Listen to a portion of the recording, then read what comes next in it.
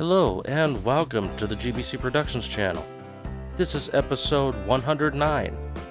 In this video, I will be replacing the intake manifold in a 2011 Chevy Cruze. This is a 1.4 liter engine. The manifold's being replaced because the check valve here is bad and it's not replaceable. So to start, I'm going to disconnect all the hoses on here and get the fuel rail off. Most of these hoses, they have some tabs you squeeze and then you just pull it up. Kind of a little tricky to do one-handed sometimes. I'll try it on this one. There, that just pops right off. I'll try this one again. Anyway, I'll get that off camera. And then I'm going to pull the fuel rail. There's a couple of screws that hold the rail in place. I'll get this cover out of the way.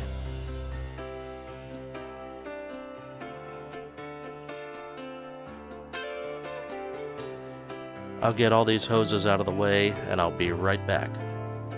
Now, in a previous video, I did a fuel injector cleaning on the Buick, and I didn't show how I disconnected the fuel line. Well, here's how I'm going to do it. I have a disconnect tool, push down on the line, pull the tool up, and the line pops off. And this is for a 3/8 fuel line.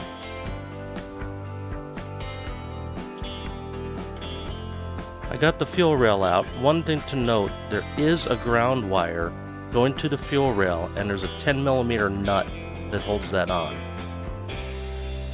Now, to disconnect the electrical connectors to the fuel injectors, there's just a metal wire that you press on, and it actually disconnects the same way they disconnect on my Oldsmobile. Now I can pretty much get at everything. There's a couple of bolts here. There's a couple there, and then I have to take the throttle body off. There's also the boot going to the throttle body that I have to undo. And then I should be able to snake this thing out of here.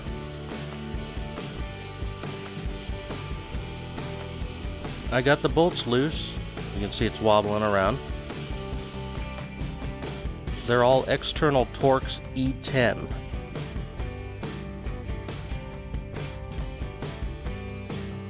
There's a couple clips underneath here that I'm going to have to undo when I get it out. Once this is all out, we have to swap sensors from this manifold to the new one. Manifold's out. These two sensors have to be swapped over. I have to clean up the surface on the cylinder head where this attaches and swap the throttle body over.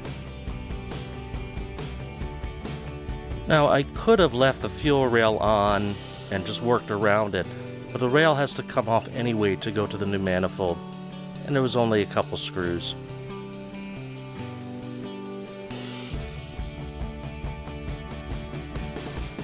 Now, here's the new manifold. There's a little rubber piece here that I have to swap over.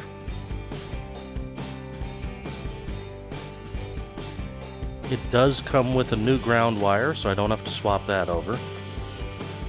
I'm going to go ahead and move all the stuff over, get the throttle body over and all the sensors, and I'll be right back. Okay, everything is transferred over. It's ready to go back in. Now, one thing to point out here, there is a solenoid down here, and there's a clip that it hooks to. I would advise leaving that off until you get your electrical and your hose hooked up.